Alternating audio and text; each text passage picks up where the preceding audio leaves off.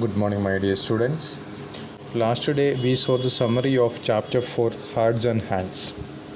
Today we are going to see the textbook details. The story begins by talking about a train and the rush in that train. At Denver, in B and M Express, there is a large number of passengers. Each coach is filled with a large number of passengers in B and M Express.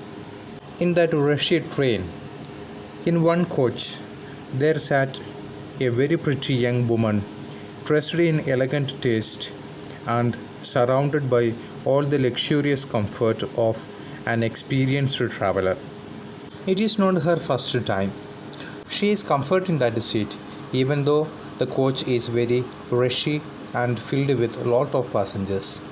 She is very pretty, very beautiful, and she is young in age, and her dress is very attractive. Among the newcomers into that train, there were two young men. Among them, one man is very handsome. He got a very handsome presence with a bold, frank appearance and a very good manner. The other is a very ruffled, glum-faced person, heavily built and roughly dressed. The two were handcuffed together. When both of them passed through the narrow space between rows of seats in that train, they found only one seat vacant. That vacant seat offered was a reversed one facing the attractive young woman. Here, the linked couple seated themselves, which means this linked couple stands for these handcuffed two gentlemen. That attractive young woman's glance fell upon them with a distant, swift disinterest. She glanced on them with a disinterest and without taking the notice of that two gentlemen. That glance put a lovely smile on her face. A very lovely smile brightened on her beautiful face, and a very slight amount of pink color appeared on her rounded cheeks. She held out a little grey-gloved hand. When she spoke, her sound was fully sweet and deliberate. She spoke like a person who is familiar with someone.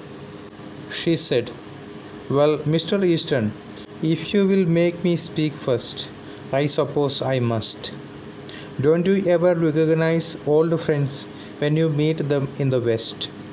The young man, who was handsome-faced, roused himself sharply at the sound of her voice, seemed to struggle with a slight embarrassment, which he threw off instantly, and then holded her fingers with his left hand. By seeing this old friend, our young man is highly embarrassed, but he did not hesitate to give his left hand in order to make a shake hand. He recognized that girl. "It's Miss Fairchild," he said with a smile, and he continued, "I will ask you to excuse the other hand, because normally we shake a hand with our right hand, but he lifted his left hand." And he continued, "It's otherwise engaged just at present." What is meant by engaged?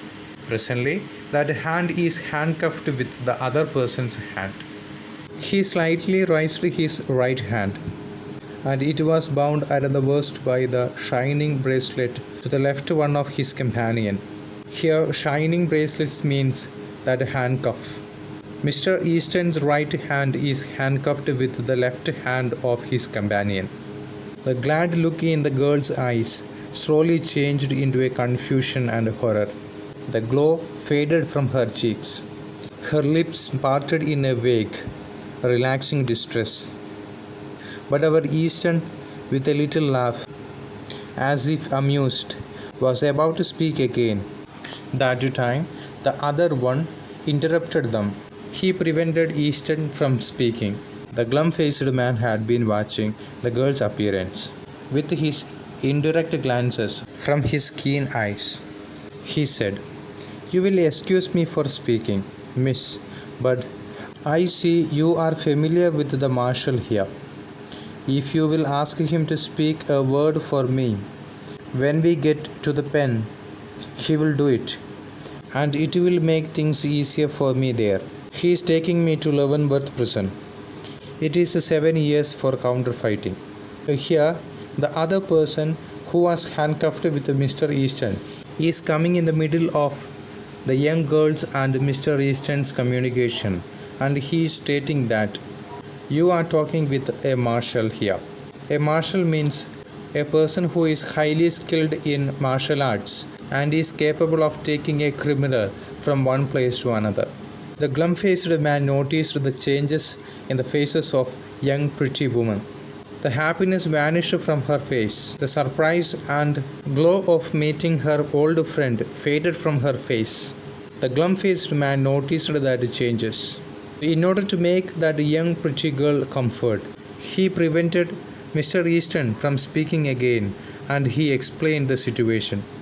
He said that you are talking with a marshal and he is taking me to a prison, and I got 7 years of prisonship for counterfeiting.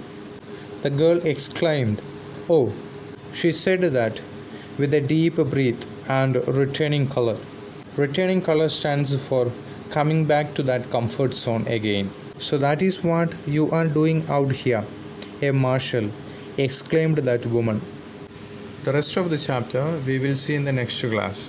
Thank you.